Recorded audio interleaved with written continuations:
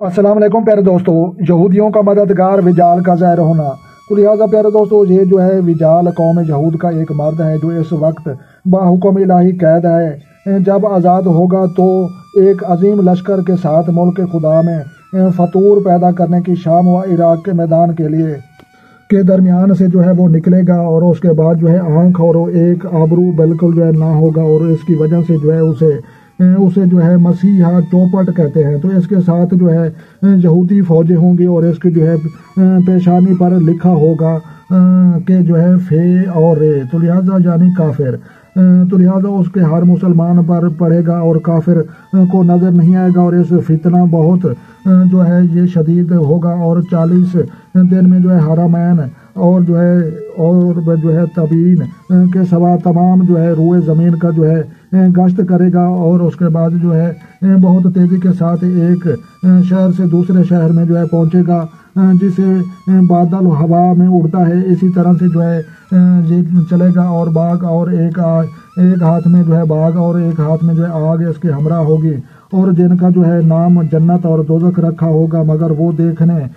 में जो है जन्नत जो है मालूम होगी कि वो हकीकतन आग होगी, और जो जहन्नम दिखाई देगा वो जो है आराम की जगह होगी। और उसके बाद जो है खुदाई का दावा करेगा, और उसके बाद जो है ईमान लाएगा, इसे अपनी जो उस पर ईमान लाएगा वो उसे अपनी जन्नत में डालेगा, और जो ईमान नहीं लाएगा वो उसको इनकार करेगा, उसे अपनी जहन्नम में जो है झोंक देगा, और बादलों को हुक्म देगा कि वो बरसने लगे, और उसके बाद जो है ज़मीन को हुक्म देगा कि तू खेती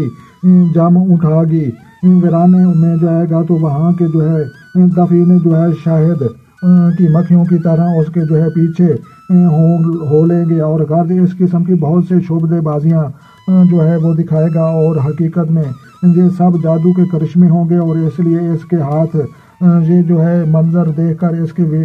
को वहाँ से जो है जाते ही लोगों के पास कुछ ना रहेगा। उस वक्त जो है मुसलमानों की जो है रोटी पाने का जो है काम उनकी जो है तस्बीह व तलील देगी, और यानी वो जिक्र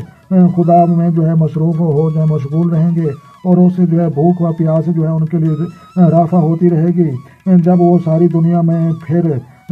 फिरा कर जो है मुल्क शाम को जाएगा, तो उस वक्त जो है हज़रत ईसा अलैहिस्सलाम का जो है नज़ूल जो है ये फरमाएंगे। तो लिहाजा हज़रत ईसा अलैहिस्सलाम